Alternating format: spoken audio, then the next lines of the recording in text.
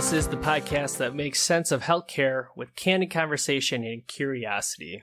Because when we know what's schmelthy, that's when we can start getting healthy. Welcome to Healthy Schmelthy.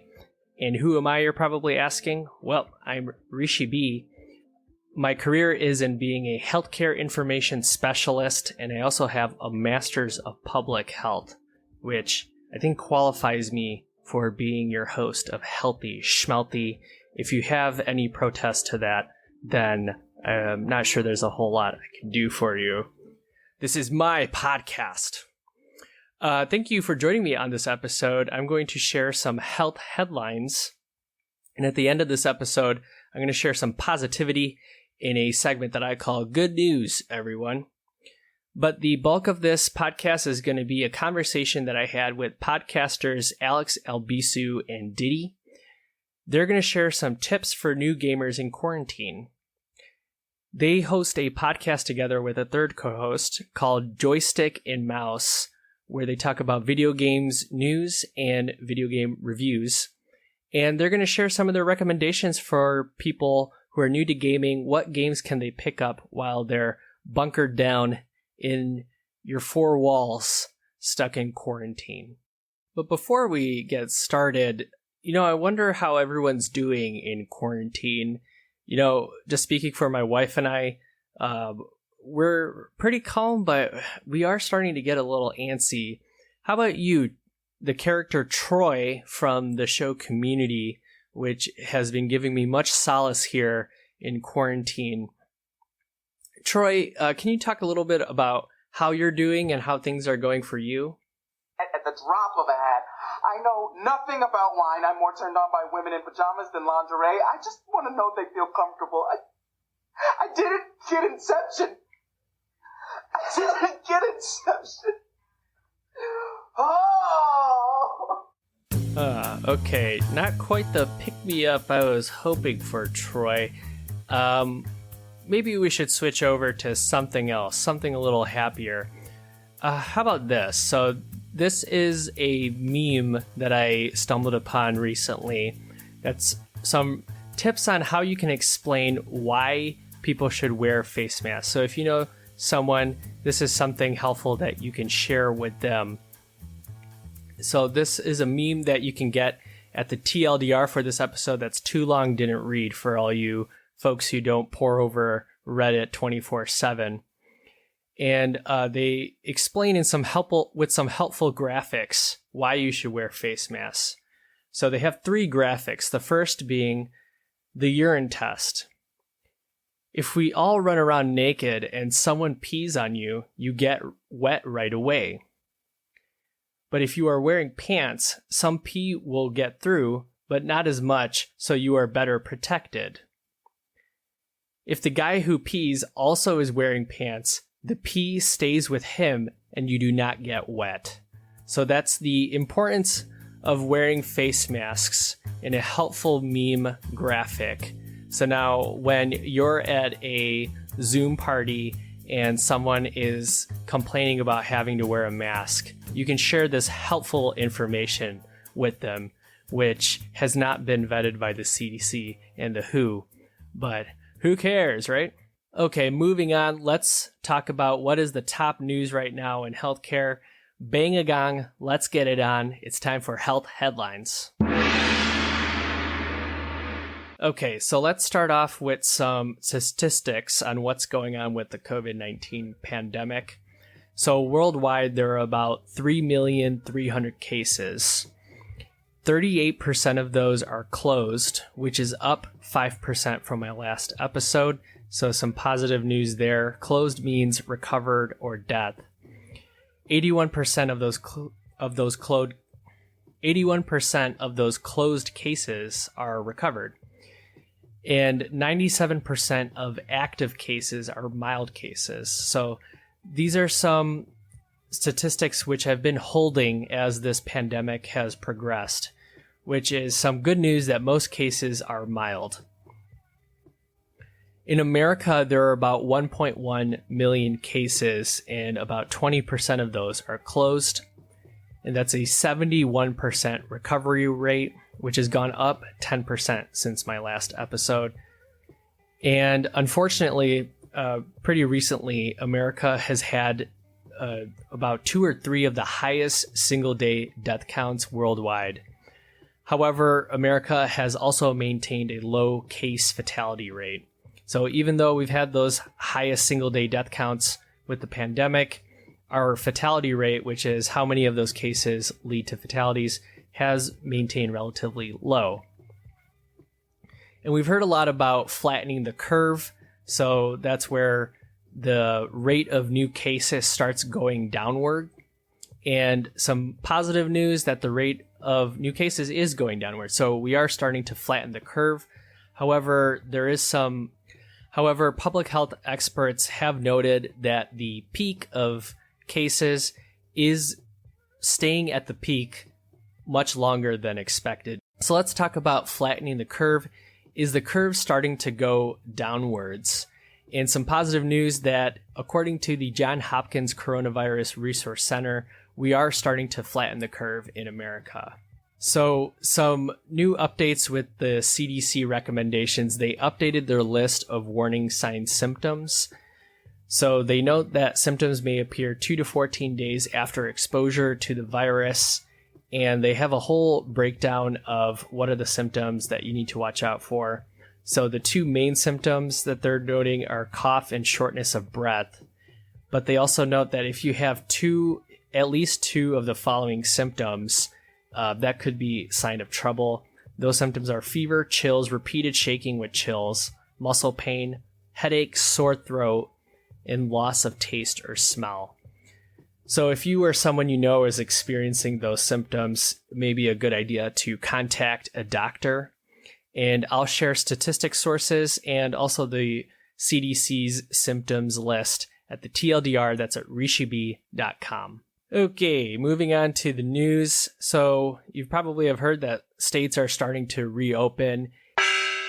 And there's a myriad of strategies out there because the federal government has pretty much left reopening up to the states. They have some guidelines, but it's pretty much up to the states how they want to do that.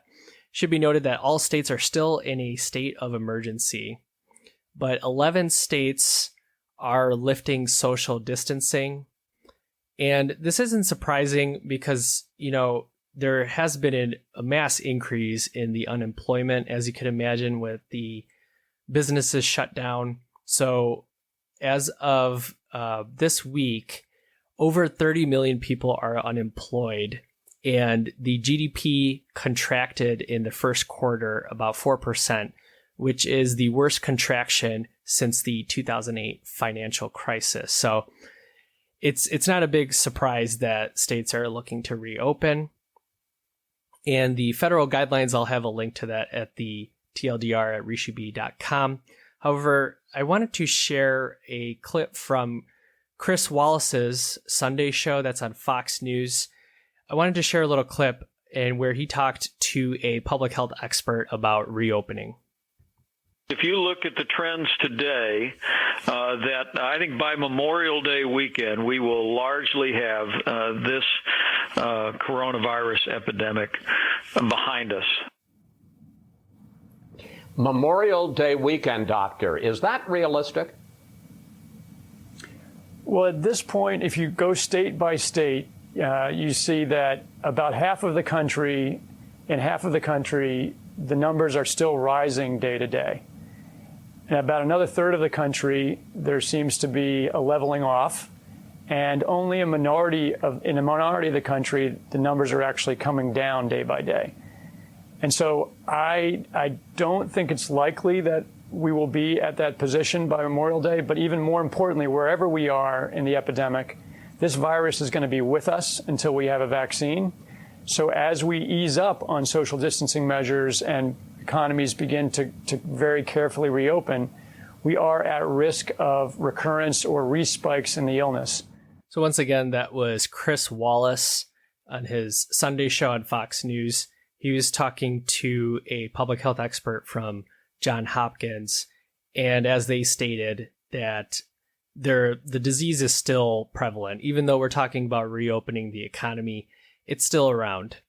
And the reopenings vary by state. So Kaiser Health News has a helpful tracker that kind of lists, kind of in an easy visual format, what are the different factors and how the different states are reopening. I'll have a link to that once again at rishibi.com.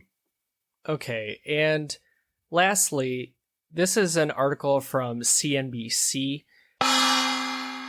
talking about how a few days ago, Apple and Google, they got together and released a test version of a coronavirus tracing software that they developed together. The idea being that that would eventually get distributed to all mobile phones. Here's CNBC. Researchers and health officials in the U.S. are scrambling for more comprehensive and granular data, raising the question of what kind of personal information we should collect in a time of crisis. So far, the severe lack of testing, as well as our decentralized healthcare system, has made it hard to understand the true scope and spread of the disease. All the modelers are working to some extent in the dark when it comes to knowing how many folks are already infected or have been infected and recovered. So in the meantime, we're being told to stay home, and many are still wondering what it will take for life to return to normal. Apple and Google say they can help. The tech giants have teamed up to build a tool that will alert smartphone users if they've been in contact with someone who has coronavirus. This is called contact tracing, and it's helped a number of East Asian countries to slow the spread. So once again, that was CNBC talking about a coronavirus tracing software they developed. And that's under review right now by the CDC and other public health organizations. As they detailed in CNBC, it's being reviewed primarily for how it's going to work with America's apprehensions around digital privacy. But it is generally thought that digital contact tracing was a huge helper in slowing the spread in East Asia. So you can get that full article and full details at the rishibi.com, and also share an article from Harvard Business Review, which talked about how digital contact tracing slowed the spread in East Asia. So that's the news. More Healthy Schmelthy in just a moment.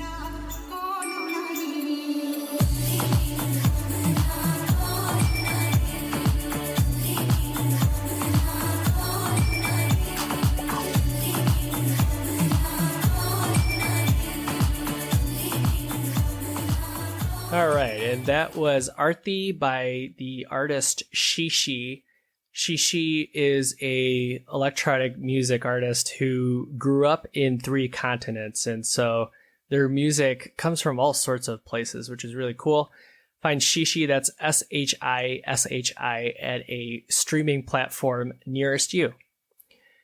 And before we get into the video games, I just wanted to note that links to articles will be placed at the TLDR. That's a rishibi.com, RISHIBEE.com.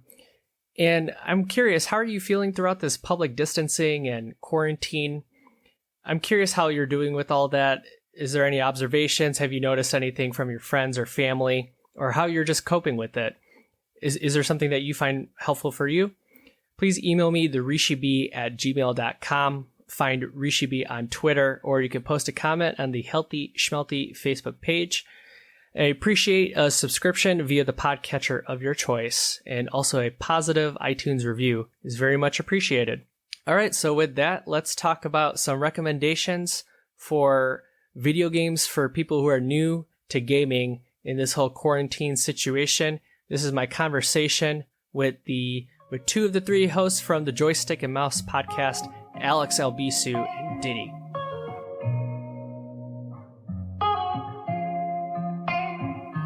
Guessing that there's nothing more to say.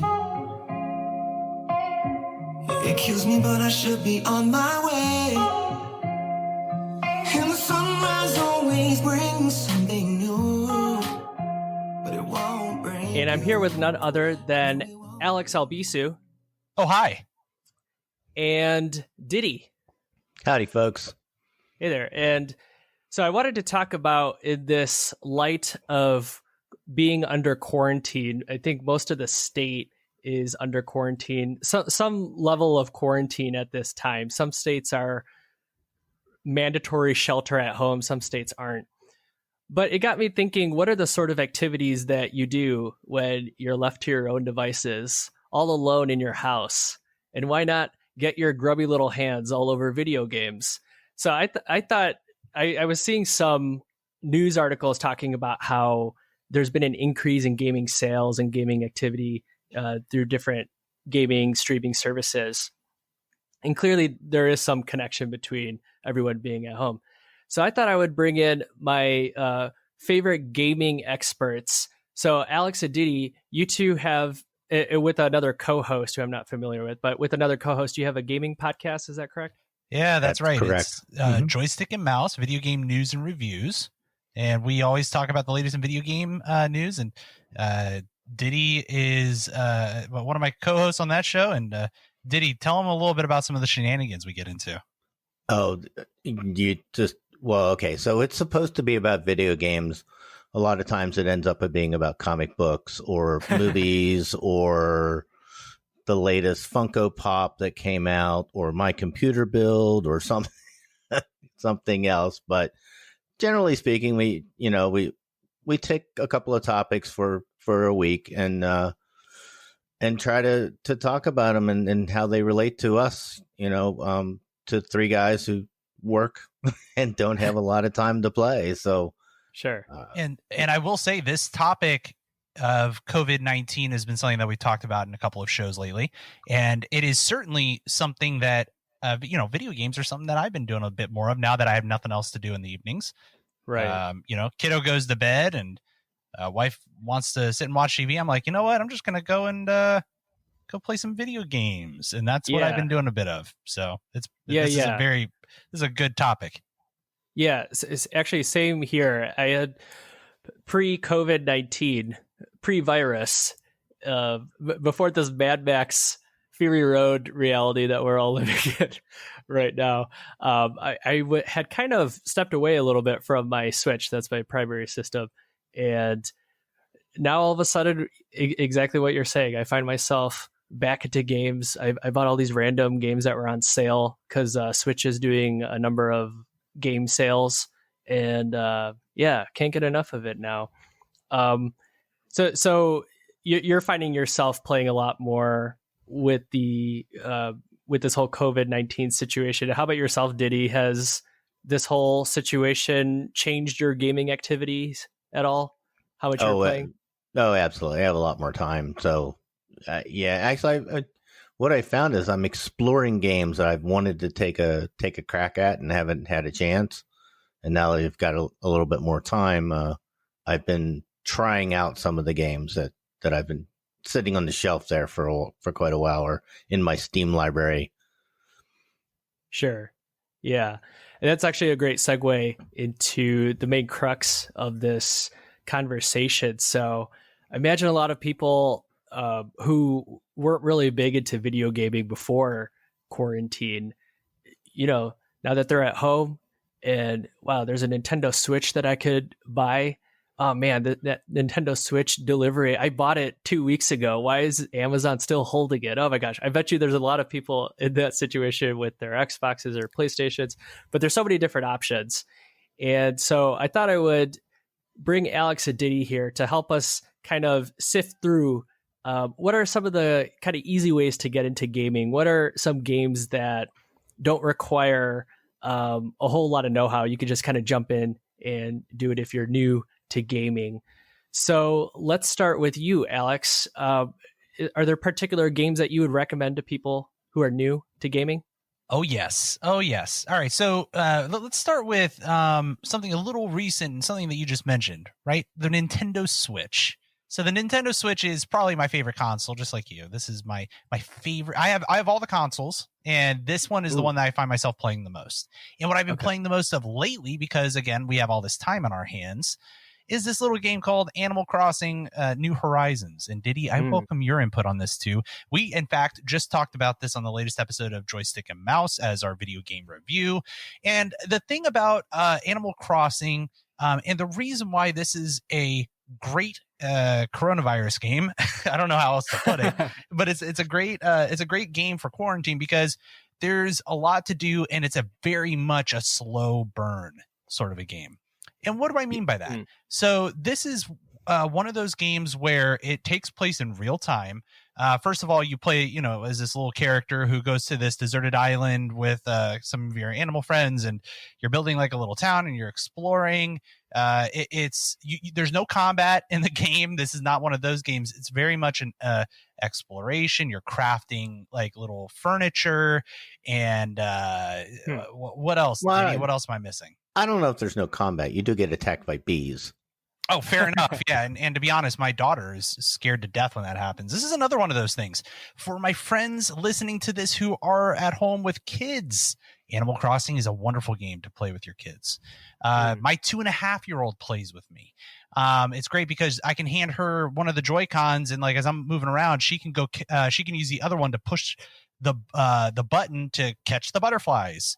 As I'm moving around, you can run around with a net and catch insects, and you can even shake trees and pick up a little fruit that drops, and you can eat the fruit. There's like all this like little fun stuff to do, and overall, the whole game is just all about exploration.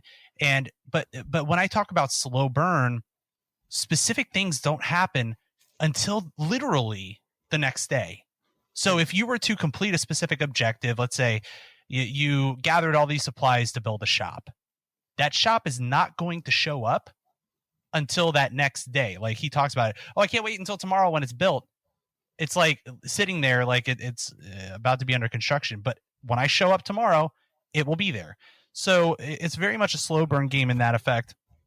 It's also very social. So when you think about, multiplayer games out there, this is kind of up there with one of those very kind of social light games. Like, I mean, you could just head over to a friend's island, go explore with them, help them, gather materials and stuff, like chop down trees and like other things, and they could show off their island. You could just hang out with them, and it's fun and silly. So you're not like fighting each other or something like that. No, all very. That's what I mean by kind of just like social light, because you're just cool. you can have up to like 8 people on a single island together and just hanging out. So I can invite everybody over to my island, and we can just sit and watch the sunset on my island. It's pretty cool. Mm-hmm. But on the topic of the Nintendo Switch, something else very interesting result of this COVID-19. It's really hard to get a Nintendo Switch these days. I was gonna say it's hard to find one nowadays. They're sold out everywhere. Oh, no kidding. Even because I know they made that new light version. So all of that. The light versions are hard to come by. Yep. And I think that's a direct result of what's happened, right, Diddy? Yeah, Amazon doesn't have any. I know Target doesn't have any, although you might not get it for 3 months if you order it from Target, because that's just the way they are. So my wife is the Animal Crossing person in our house, and she ordered Animal Crossing from Target. The day it came out, she had to order it. She had to buy it on Nintendo on her Switch because the Target never came. It came today. It's been out for a week. Oh, wow. Since Friday. It's been out since last Friday. So, I'm sorry, but just to clarify for people who may be new to gaming, what you were saying is your wife bought the physical copy of the game from Target. Right? Sorry, yeah, bought the physical copy from Target, and then had to go buy the digital copy from Nintendo so that she could play it the day it launched. Right, but the Switch is really hard to find. We were at Target yesterday, and there actually weren't any game systems at all. Oh, really? Yeah. Wow. Yep. And that's the thing, man. Like, this Nintendo Switch is also, it's a wonderful console. I'd say if you don't have one, if you find one online and if you can order it, great, do it. Yeah, it's a wonderful system to have, especially during this time, because not only is Animal Crossing really approachable, all of the games on the Switch are approachable. And Rishi, I'm sure that you could testify to that, because I see you on there playing Mario Rabbids. That is one of my favorite games ever, and it's such an easy game to get into. It's silly. It's Super Mario. It's all of the things that you remember from your childhood playing Mario, except he's shooting guns at mad rabbits. And so It's a wonderful system. I encourage you to get it. But here's the thing, folks. If you have a Switch, you're like, what games do I play? Certainly play Animal Crossing, but try other stuff. I think to Diddy's point, trying a bunch of games in other categories or other things that you've never tried but you heard people talk about, it's a great opportunity to do that, because I can tell you Animal Crossing probably isn't up everybody's alley. It certainly wasn't up my alley like a number of years ago. I think having a kid and being able to do that with her, it's different. But I think that this is this system in general is a great approach. If you're a completionist and you like to collect things, Animal Crossing is up your alley. If you just like to run around and kill stuff, that's probably not your jam. No, but you know what is your jam? If you like to go around and kill stuff, the next game that I was going to recommend. Segue. All right. So, and this is fairly easy for anybody to get into. If you have a computer, you could probably play this game. Probably. I'm sorry, Alex. Can you explain what a computer is? A computer is that big box that eventually, like if you kick it enough, it turns on and then pops all the dirty websites you've been to. That's a computer. Yeah, the one that has all the water in it. Yeah, Diddy's computer has water in it. Don't ask. It's, no kidding. Oh, do you have the fish thing or whatever? Is that what you're doing? No. Like an aquarium kind of thing? No. No. He's liquid cooling it. Mine's liquid cooled. Oh. Okay, I'm an idiot. Sorry. Yep. That's fine. Oh no. No. I'm the outlier. I'm the person that builds that computer. Okay, cool. It's a pain in the butt. Alex, what was that game that you were talking Sorry, go back to Alex's game. See, there's Joystick and Mouse in a nutshell right there. So I'm not gonna I'm gonna give you a hint about what this game is called, and I want one of you to guess it. Okay, it starts with a World of, ends with a Warcraft. Can you guess what it is? World of Monkey Warcraft. So close. It's actually World of Warcraft. It's a game that's been out for over 15 years. And if you have a computer that's been built in, the past 7-8 years, you could probably play this game. It is a wonderful time killer. This is coming from the guy who's played it from beta and, when I was in high school and up. And Diddy, you've been playing it probably just as long as I have, haven't you? I've been playing it since about 2.5 weeks after it came out. Yeah, so this is one of those games that has caught the world by storm a long time ago, and it still has the world by storm a bit. It's another game that has seen a huge influx of players since this whole since the whole stay-at-home thing has happened. I heard there were actually queues to log in the other day, which hasn't happened in a long time. Yeah. Oh, really? That's crazy in itself. And what is World of Warcraft? So World of Warcraft is an MMORPG, which is a massively multiplayer online role-playing game. You play online with a bunch of other people all around the world, and you have fun killing stuff. You play as mythical creatures like elves or dwarves or humans. Those are mythical creatures. Yeah. I don't know why anybody would ever play as a human. Cool. No, why would you play as a human? I play as a zombie. Yeah. I literally am. I'm an undead. I play as a zombie. It's great. Yeah, I'm a little furry thing right now. He's a furry thing. He's not talking about little fox. Either. He's talking about a furry thing. Little fox. Yep. Yeah. So what we have is a game where you can go around the world, fighting monsters, playing with friends, killing monsters with friends, but also experiencing a wonderful story. And that's something that not a lot of people appreciate. Warcraft has lore that runs deeper than what World of Warcraft even offers today.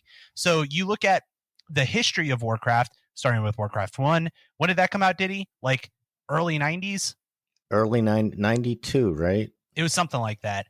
You talk about lore that started there, and here we are, 2020. It's been a long time. So wow. I encourage you to try World of Warcraft for free. There is, and another reason why I'm talking about this is that not only is it very easy to get into this game if you're new, certainly you might feel just slightly overwhelmed because you're like jumping into this big world where there's certainly a lot going on, a lot that has happened. but it is way more approachable now than it has ever been. Lots of mechanics on to catch up or to simply play at your own speed and experience the game for all that's worth, which is what I would recommend doing. But not only because of that, but because they offer free trials, and you can go on to worldofwarcraft.com and you could try playing the game up to like level 20 or something, and it's a blast. It's a lot of fun. World of Warcraft does a really, really good job of easing the player into how to play the game. They start you off with just 1 or 2 spells, and they teach you how to do that, and it builds on that and builds on that and builds on that. And it does a really, really good job of that, of bringing a person into the game so that they're proficient in it and doesn't feel overwhelmed right off the bat. Yeah, okay. I agree. So I encourage folks to check it out. You probably hear from a lot of folks on the internet like, oh, wow, sure. Who wants to play that game? You know what? Don't listen to those wieners. Give it a shot for yourself and try it. And I bet you would have a lot of fun. And in fact, I encourage you to play with us, and you can. Yeah. You can just email joystickandmouse@gmail.com and we can sync up. But and that's the other piece. There's a lot of social pieces to this. Play with a lot of strangers. You make a lot of friends. Guess where Diddy and I met? That was World of Warcraft. Yeah, that was a number of years ago. We ended up in the same raid team. It turned out that we were neighbors, and that was really funny. And cool. Diddy, how did you meet your wife again? Yeah, I actually met my wife playing World of Warcraft. No kidding. Wow. Yeah. Your friend, your wife. Yeah. How about that? Yeah, we were on with just random, on the same in the same guild on the same server, and got to talking, and one thing led to another, and we had yes. Well, okay, so there were a group of guys that played another game together, and they all went to World of Warcraft, and one of the guys I worked with talked me into it, and one of the guys she worked with talked her into it, and so we had this whole big group of friends that played the game together, and so that got us playing it together, and like I said, it just one thing led to another, and it's worked out all right. Cool. Yeah. I'd be curious what your thoughts are, because you're saying that the game is kind of built to kind of ease people in. The whole thing of there being kind of players who kind of take advantage of being in an open world kind of game where there's players of high levels and then also players of new levels, and then some kind of video gaming bullying happening against the players of the low levels. That's kind of one thing that kind of kept me away from the game, just because it's gone on for so long and there's just no way that I could start it. But it sounds like you don't really see a whole lot of that then. I don't think you see a whole lot of that. The nice thing about World of Warcraft is you can turn the ability for another player to attack you. You can turn that off, and you don't ever have to play that way. Yeah, and to be even more specific than that, there are different servers that you can even join. Like you could just be on like a normal server where you do that. Like you could decide whether or not you're in war mode, is what they call it. And then there are other servers, PvP servers, player versus player servers, where you are constantly at risk of getting jumped by people at all times. I used to play on those servers. I was in high school. I don't have time for that no more. Yeah, I don't have time for it. No. Okay. Cool. And we play on a server called Earth and Ring, and it's where a lot of folks from the Tadpole community are, and we play. It's actually the largest community in World of Warcraft, called Alea Iacta Est, AIE, and they are a wonderful group of people, the best group of people I've ever played World of Warcraft with. Absolutely. Well, that's our current name. Well, that's really cool. Yeah. When AIE first started, it was called I Eat Babies. And Blizzard made them change it. Oh man! Okay, for some reason. I don't know why. Why would that be? Can't imagine why. All right, well, that's great, Alex. So, Animal Crossing, hot off the presses from the Nintendo game making pressery. I'm sure that's what they call it. That is true. Yep. A World of Warcraft, an entire world of an entire group of creatures, and also an entire world from Alex. I mean, how gracious has he been? Oh, so gracious, probably. Okay, let's move over to Diddy. Diddy, do you have any recommendations for games to kind of ease people who are new into gaming? Yeah, actually, I'll go back to the original platform that we were talking about, which was the Switch. This game has actually been around for the last several Nintendo consoles, and I would say Mario Party is a fantastic, easy game that the whole family can get together and play, and Absolutely. you can get into. Great suggestion. Mario Party it's basically a board game, and then when you land on a certain square, you have to play a mini game with the people around you. Some of them are like you have to run in place, and whoever can run in place the fastest gets the most points. Some of them are, I don't even remember what some of them are. Some of them are you got to throw the darts and hit the balloons and stuff. Little silly games like that. Right. And the first person to get to the end wins. It's a really good, fun game that the whole family can sit down and play together. You get a couple extra controllers. You can use the Joy-Cons. It's just a lot of fun. I used to play with my boys all the time. We used to have a blast, and that was on the GameCube, which was GameCube. Was it GameCube or was that not? Yeah, I think the first were on the N64, but there was a version for the GameCube. Yeah. The one for the GameCube, though, man, played a lot of that. Yep, played a lot of that. But this one for the Switch is great, though. The one for the Switch is really good. Yeah, absolutely. Yeah, it's a lot of fun, and like I said, you're stuck in the house with them anyways. You might as well, have some fun while you're doing it. Yeah. And just for different activities that they had in the Switch version, because I think the first few versions of the Mario Party games, it was mostly like varying combinations of like press this button at this time and that kind of thing. But right, the Switch one has like you row a boat, for example, and things like that. So it is pretty active. I think that's a great suggestion. Okay. And then I'm going to switch platforms here. So almost everybody has a tablet, whether it be an iPad or an Android tablet. I have spent, I can't even tell you how many hours and several years playing a game on a tablet called The Simpsons Tapped Out. It's one of these games that you start it up and it gives you a little town and you have to rebuild the town. Homer blew the town up.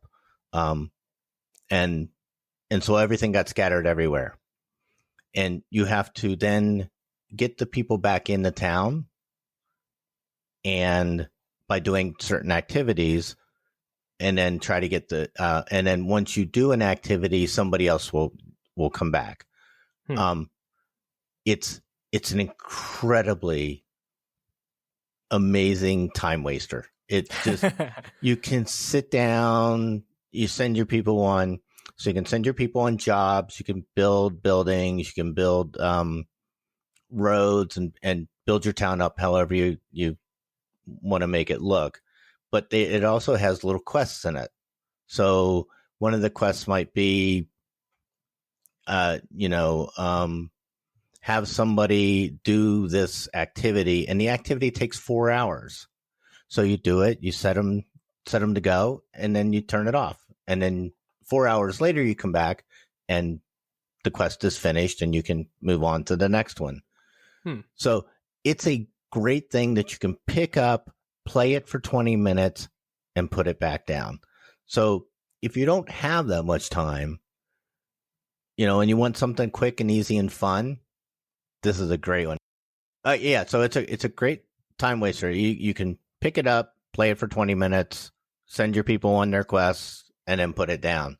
So it's that kind of thing that's really good for every once in a while, but you see it sitting over there and you're like, oh, I got to go check and see if my guys are done with their stuff yet. Or I need 24 more of these, so I got to do this 3 more times. So at 3:30, I got to go, check my people again. So it's a lot of fun. I've been playing it for a couple of years. Oh, cool. So I got this big, huge town that has all kinds of things to do in it, but I still pick it up, play it for 15 minutes, and put it back down again. I was about to say that I had a very similar game that I played. It was a Futurama one, though, and you kind of see a theme going there. There are a lot of people that have them now. The Futurama has one, Family Guy has one, The Simpsons has one. I don't even know what this genre is called, but this genre has been around on mobile games for a while, but it's also great to it's very approachable because it's free. These games are free. Yeah, these games are free. It has in-game purchases, but you do not have to do them. You don't have to purchase anything to play the game and be successful at it. On those platforms, there are a ton of games like this. There are just all kinds of them. There's some where you build like a shelter. There's one for Fallout where you build a shelter and you have to keep it going. There's one where you have to build a skyscraper and you have to put the elevators in it the right way and and stuff. So there's just a lot of games like that. Those are really easy to get into and don't make you feel like you have to sink this huge amount of time into it to be proficient at it and to be good and to have a good time. And by the way, it feels a lot like Animal Crossing. And that's why I think I like those. I think I like Animal Crossing more now because I've had more experience playing those sorts of games on mobile devices. And that's the thing. Everybody's got a smartphone these days. You can just download it and it works really well. So I think that it's a great, it's a great, sure. Yeah. Like a time suck, but very approachable really for anybody. And if you like that sort of game, and again, tying it back to Animal Crossing, it's all that, if you like that sort of feel, you'll really like it. Yeah. So you just need an Apple product, right? Like you just need a phone or iPad. It could be any sort of. You can play it on Android too. It's on all the platforms. Okay. But yeah, you could use a tablet or a phone. Tablet or a phone. Yep. Okay. One of the nice things is that when you can log in, so I can play it on my iPad, but if I only have my phone with me, I can pick up the same game, do whatever I need to do on my phone, and then when I go back to my tablet, it's done there also. Oh, that's great. So that's one of the nice things about The Simpsons Tapped Out. There are a lot of games that don't do that. But. Right. Yeah, well, that's really cool. I'll have to check that out. I think I kind of saw these tapped kind of things and didn't quite look into that. But yeah, you're kind of pricking my attention now. Yeah, if you go online and look, there are a ton of sites that show you different layouts for your town. So if you want to do, the amusement park in a certain way, here's one way you can lay it out. Here's how to put things together to make it look like it's 3-dimensional. Here's how to build this kind of thing or, make it look like this. So there's a ton of sites like that around for this game. So that was called The Simpsons Untapped. Is that right? The Simpsons Tapped Out. Simpsons Tapped Out. Yep. And then also Mario Party. There's only one for the Switch. I think there's only one for the Switch. Is it 8? Yeah, that sounds right. Yeah, it sounds right. Yeah, literally, if you have a Switch, you can't go wrong buying a Mario Party because it's the only one. Yep. Yeah. And to your point about that being good for families, my wife doesn't game, and we played that together quite a bit. So, and then Alex brought up World of Warcraft. Which is that only for the PC, Alex? You can get on Mac as well. Okay. So PC or Mac. And then also Animal Crossing for the Nintendo Switch. And so as we wind down here, I'm going to ask you guys to mention your social media and everything. And while you do that and give your plugs, I'm also going to ask you to answer a silly question along with your plug. So, Alex, if you were to create a video game, what's the one thing that you would have in the game? Oh, jeez. Freaking, I don't know, something that's never been done before.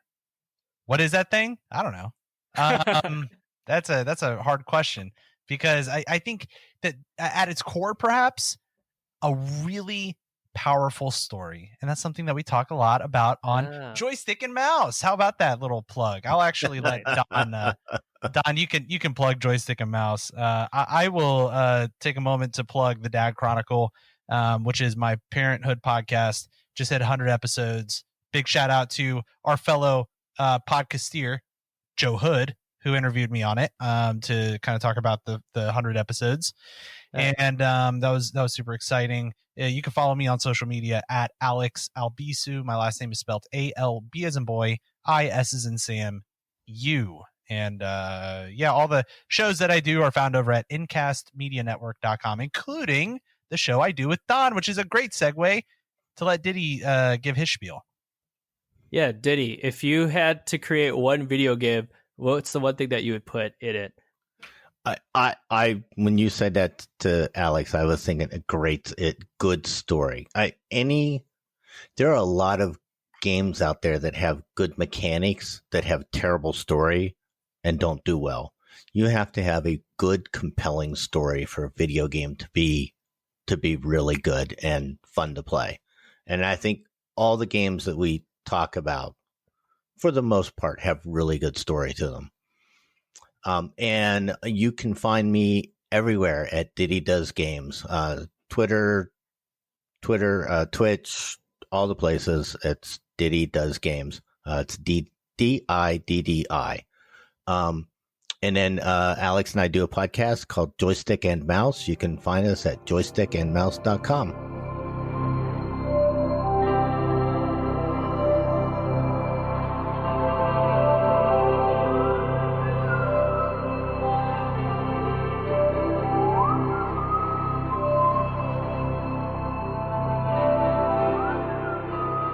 Okay, once again, that was my conversation with Alex Albisu and Diddy.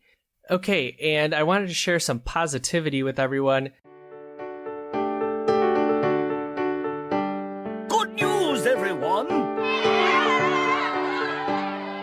This is a clip from a guest who recently came on the show, Teresa Brown, who's a nurse and a frequent CNN and New York Times contributor. I asked her if she had any recommendations that she would share for people about staying fit throughout this whole quarantine situation, and here's what she had to say. I was wondering if in your quarantine, if you have any activities that you found have been helpful for you to kind of keep your sanity throughout this whole thing. Oh, yeah. Well, for several years now, I've worked out with a personal trainer because I have knee problems. Oh, okay. And, but then I also really got into lifting weights. And so, she started doing virtual sessions. So like she's on FaceTime and I'm doing the work. But we started last week and now I'm doing it twice this week, which was my usual schedule. So that feels great. I'll tell you honestly, I get up in the morning, I'm like, why am I doing this? This is so stupid. Who does their workout over FaceTime? But then it feels really good. So okay, cool. Yeah, it's a good exercise to kind of keep those endorphins going and everything. Yeah, and my husband and I try to take the dog for a long walk. And there's 3 rivers in Pittsburgh, as people might know, but there's a great walking path along the river close to our house, and we try to take the dog there every evening and see the city, and that's great. I really like doing that too. Okay, and that was Teresa Brown, who once again is a nurse and a frequent contributor on CNN and in the New York Times. She joined me on a recent episode talking about the COVID-19 pandemic from the provider's perspective. Okay, and that's going to do it. We learned quite a bit here on this episode. I wonder, De La Soul, the rap group, can you perhaps summarize everything that we learned in this episode, in this great episode that we've had? I got the native tongue touch. Meanie, meanie, meanie, meanie, meanie. What? Meanie, meanie, meanie, meanie, meanie. Meanie, meanie, meanie, meanie, meanie. Gotta do that again. Perfect. Thank you very much. My thanks to Alex Albisu and Diddy Does Games, and also the artist Shishi. Thank you all very much for joining. Make sure you stay healthy, get away from the schmelthy, and I'll see you later, crocodile.